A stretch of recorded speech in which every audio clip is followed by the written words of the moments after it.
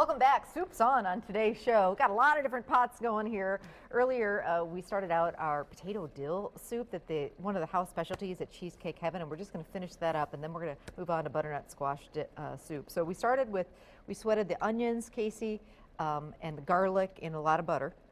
Let that really cook down. Added some flour. Then we put in chicken stock and a bunch of potatoes that we peeled and diced. And so we've let this simmer. The potatoes have really, we left some of them chunky and then some of them kind of break down and thicken the soup. Now we add heavy cream. Yes. And quite a bit of it. We love our Lamers heavy cream, so that goes in. That's good. Okay, and then we've got dill. About how much and then dill? our fresh dill, if it's about half of a tablespoon, and I just sprinkle it over the top. And then you're going to bring that to a boil again, and you'll notice how the heavy cream thickens and it's as it comes to really white and beautiful. And then finishing touches at the very end, we throw in some lemon juice. Yep, just a little to taste. Probably like a tablespoon. And a lot of my chef friends do that. You know, if they're doing an Italian soup, they'll do a little bit of balsamic vinegar, but it's just a little bit of acid to bring it up to life. You can just keep eating it, and that's the purpose of the acid. That is gorgeous. Okay, so this soup is going to the back burner, and we are going to start working on butternut squash soup, which I'm really excited about. We'll just kind of do a switcho change-o. Okay. Okay, so we are going to start with our 2 tablespoons of butter. Is this also a big seller fall and winter at Cheesecake Heaven? This is a new soup. Ooh. So, yeah, I'm pretty excited about it. It has a little bit of Gruyere cheese in it, so that makes it really rich and delicious, and with the sage. So we're going to get that started. Okay. And then we're going to put our onions in. So when you're making those 6 fresh soups from scratch every day, I'm thinking you go through a lot of onions. So yes, onion in here.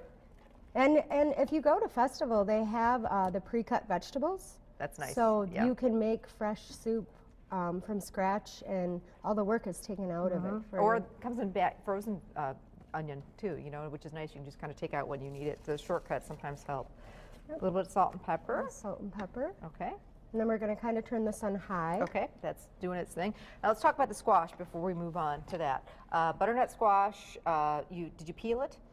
Yes, we do peel it. Okay. How you want to cut this is to take the top off. Okay. And make sure you're scrubbing the outsides. A lot of people think that since you're not using the peeling, but any debris or dirt that is on there, you don't want it in your soup. No. So you just take the top off, cut the top off, and a little muscle and a really good knife. A really good knife. And then you just take it and halve it. Again, a really good knife. Yep.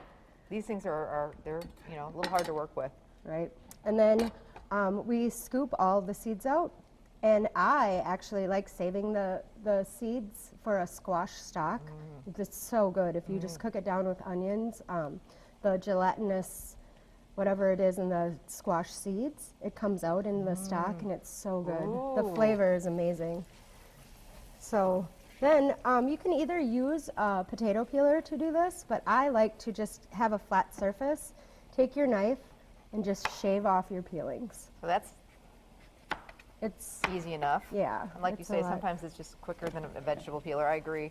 Even apples I peel by hand rather than use a peeler. Okay, so our onions, we let them sweat. We've got our butternut squash chunked in little pieces here. Right now we're going to add a half a cup of dry white wine. And that really meshes well with the sage and the white wine. Smells so good. Yeah, it's really good. Now, at what point does our squash go in? We're just going to let this evaporate a little bit. So at home, let it do that. Yeah. Then our squash goes in. And we're going to add chicken stock too? Yes. Okay. So that's going to help us make our squash very tender. Okay. Flavor. Quite a bit of chicken stock. It's about 5 cups. Assuming you could use vegetable stock as well if you wanted to keep it vegetarian. And let this boil for about how long? About 20 minutes. Okay. I would put a lid on it because then it will cook faster. Right. We want that squash to get really, really, really nice and tender. Correct. Okay, so here we are. We've got it over at this point here. Yep. And we've got some fresh sage over there. Yes. After that cooks down, okay, I like to put my sage in at the end Just I don't want it to be bitter or anything to happen to it. So we cook that down. Okay. And then we're going to take our blender. Okay. I'll go And- ahead and let you do this. I'm going to get you a new cutting board for the sage. And this is one of those immersion blenders. Do you guys use those at the restaurant? We do. Actually, they're great. Great time saver. And yeah, because if you want to puree soup and you want to put it in the blender and all that, boy, is that a hassle when It you is. have to let it cool. I don't want to let it cool, you know? You put it in Right. there hot, it gets all over the kitchen, and that is not a fun thing. So these things great. They Yeah. really have come down in price too. They used to be quite pricey, but they're not anymore. I know one of my first kitchen jobs that I had in New York, I used an immersion blender and it got caught in the sachet de piece and it wrecked it. Yeah. It was really bad. Oh, So don't do that. If you have No, anything, don't get no. it caught in the motor.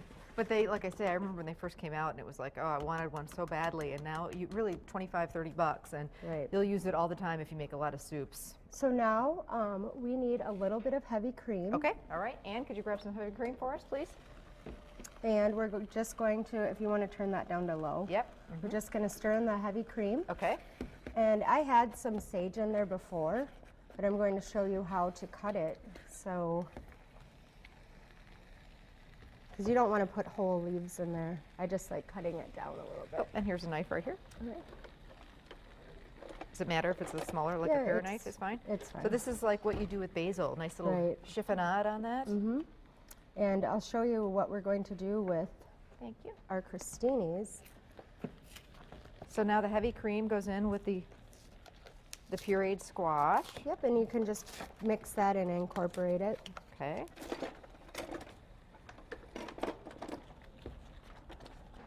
So here I have a 7-grain baguette. Ooh. I'm going to grab this knife. So any crusty baguette that you have will do.